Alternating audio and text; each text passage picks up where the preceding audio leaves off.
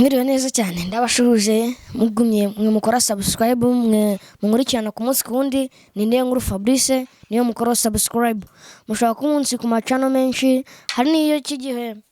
uno munsi naje mbabwira ati ese kubera iki natatera indi ntambwe mvuye inyuma natava forward ngo ngi imbere niyo mpamvu rero nicaye hano kugira ngo nongere mbibutse aho mutibuka ngo mbaganurire sibyo reka mbabwira ati uno munsi naje hano kuri channel yanjye Niyonkuru Fabrice mwe babyeyi banje nababwiye ko nzajya ncishaho imivugo yanjye n'ibiganiro byo gufasha abana. Uno munsi ngiye kuvuga ku muvugo navuze kwa Perezida wamindura ubuzima wamaye inzu ubuniga mu kigo cyiza ubu mfite inshuti ibyo byose mbikesha uwo muvugo. Ese ubu ninguta natavuga umuvugo onongere mubabwire mwe inshuti zanjye mwe muryango wanjye erega buriya nimwe ubuzima bwanjye nimwe inshuti zanjye kuko mutariho nanjye sinabaho urumva ubwo rero umuvugo nabategure ngo mahimbere uratangira ati umuvugo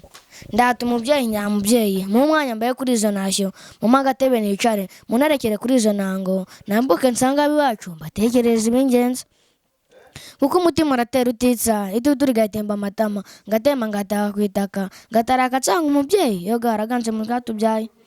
ni umubyeyi yo gaheka umubyeyi nyamubyeyi Paul Kagame mudasumbwa ni intwari nyantwari mena gitero ngabisonga nyakazi wacu yaravuye batacurira ganje bwacu wacu yaravuye kirinka mu Rwanda iri kwisonga shakira utuma tw'igikoni twashimise nakubwira no kirwara ngo arembere mu nzu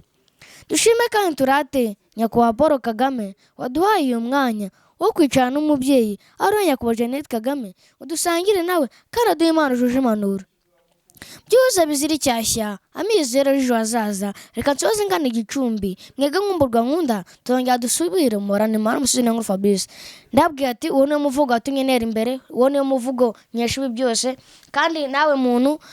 ushaka ko nkuhimbira umuvugo mu makwe mu masabukuru mu bwate hamagariza nimero ziriho ndaje kuzishyiraho muzihamagare none ubundi rero nzemba nawe mwana ushaka gushema ababyeyi nanjye ndari kugira ngo ababyeyi babishime banezerwe murakoze cyane muhorane Imana.